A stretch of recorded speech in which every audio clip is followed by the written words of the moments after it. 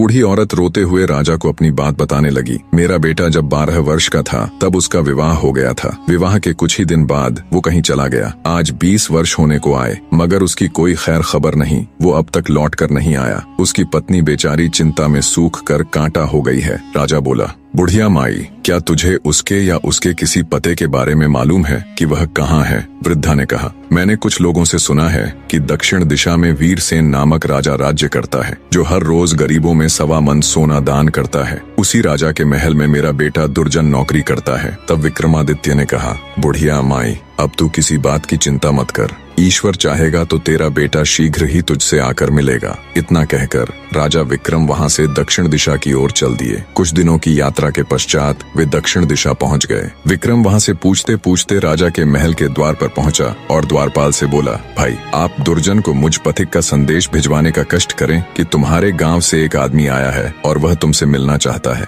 द्वारपाल ने भीतर जाकर दुर्जन को विक्रम का संदेश दे दिया, जिसे सुनकर वह द्वार पर आया और विक्रम को अपने गांव का निवासी समझकर उसे अपने डेरे पर ले गया। विक्रमादित्य ने कहा, भाई, तुमको ऐसा नहीं करना चाहिए था। जब से तुम आए हो तब से घर की सूरत तक नहीं देखी। तुम्हारे घर तुम्हारी माता और पत्नी रो रो कर दिन बिताती हैं। तुम्हारे लिए उचित यही है कि जैसे भी बने शीघ्र ही उनकी सुध लो। दुर्जन बोला, भाई, मैं क्या करूं? विवश हूं। न तो महाराज मुझे छुट्टी देते हैं, न इस्तीफा लेते हैं। फिर भला मैं किस प्रकार जा सकता हूं? विक्रम बोला, इसकी तुम चिंता न करो, तुम्हारे बदले में मैं नौकरी कर लूंगा। अब दुर्जन ने राजा से कहा, महाराज, मेरा भाई गांव से आया है। वह मेरे बदले आपके यहाँ नौकरी करेगा। आप कृपा कर मुझे कुछ दिनों के लिए छुट्टी दे दें, क्योंकि मेरी माँ व पत्नी मेरे लिए बहुत व्याकुल हैं। राजा वीरसेन बोला, अच्छा, अपने भाई को नौकरी पर छोड़कर तुम 1 महीने के लिए अपने घर हो आओ। यह सुनकर दुर्जन ने विक्रम को नौकरी पर छोड़ा और स्वयं राजा से विदा लेकर अपने घर को चल दिया और विक्रम उसके बदले नौकरी करने लगा।